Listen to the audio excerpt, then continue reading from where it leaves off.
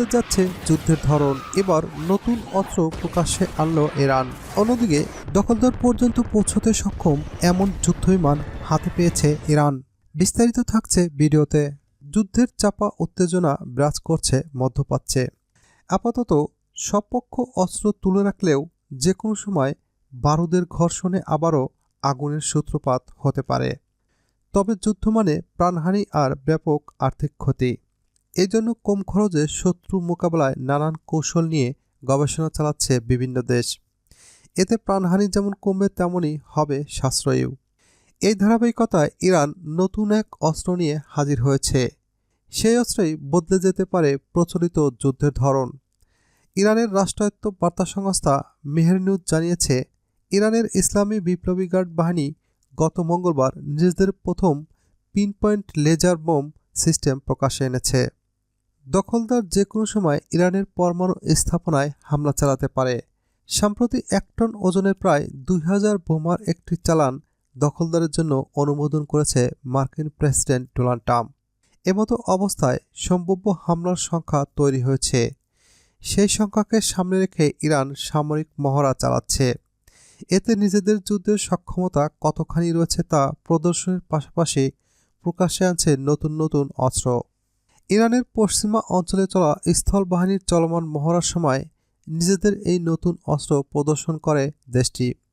এই সিস্টেমে নিখুঁতভাবে টার্গেটে আঘাত হানতে সক্ষম আর ধ্বংসযজ্ঞ চালাতে পারে সর্বোচ্চ পর্যায়ে। এমনকি এই অস্ত্র যে কোনো আবহাওয়া এবং ভৌগোলিকভাবে অবস্থানের মাধ্যমে ব্যবহার উপযোগী। লেজার প্রযুক্তিকে সামরিক খাতে ব্যবহারে কয়েক দশক ধরে চলছে গবেষণা।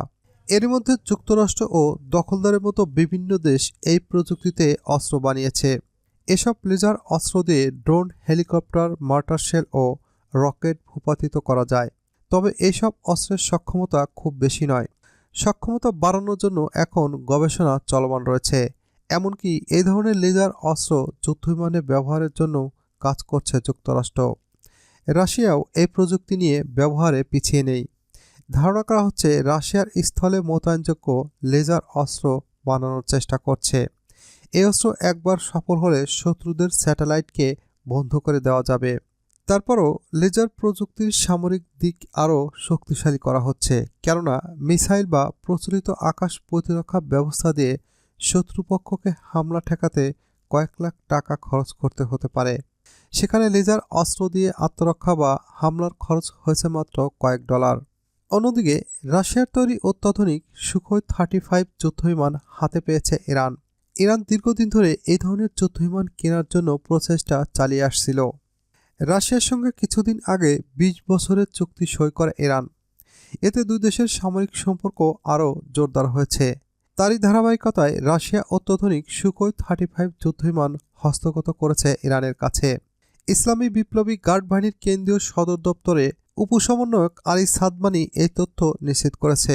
তবে ঠিক কতগুলো বিমান ইরান হাতে পেয়েছে সেই বিষয়ে এখনও কিছু জানা যায়নি। ইরানের এই কর্মকর্তা জানিয়েছেন যে রাশিয়ার সঙ্গে এই বিমানের প্রযুক্তি হস্তান্তরের বিষয়ে চুক্তি হয়েছে। আগামী দিনে সুখোই 35 যুদ্ধবিমান ইরানে উৎপাদন করা হবে। এর জন্য প্রয়োজনীয় সব অবকাঠামো তৈরি করে দেবে রাশিয়া। এর আগেও খবর বের হয় যে ইরান এই যুদ্ধবিমান হাতে পেয়েছে, তবে ইরান অফিসিয়ালি এবার প্রথম তা নিশ্চিত করল। রাশিয়ার তৈরি অত্যাধুনিক এই যুদ্ধবিমান হাতে পাওয়ায় ইরানের সামরিক সক্ষমতা এক লাফে অনেক গুণ বেড়ে যাচ্ছে বলে বিশ্লেষকরা মনে করছেন। এমনকি ইরান এখন দখলদারের মাটিতেও বিমান হামলা চালাতে সক্ষম হবে। ইরানের বিমান বাহিনী বহরে রয়েছে যুক্তরাষ্ট্রের তৈরি পুরনো মডেলের যুদ্ধবিমান। তাই দেশটি অত্যাধুনিক যুদ্ধবিমান পেতে মারিয়া হয়েছিল। ইরানের সবচেয়ে প্রয়োজনীয় মুহূর্তে এই যুদ্ধবিমান নিয়ে পাশে এসে দাঁড়িয়েছে রাশিয়া।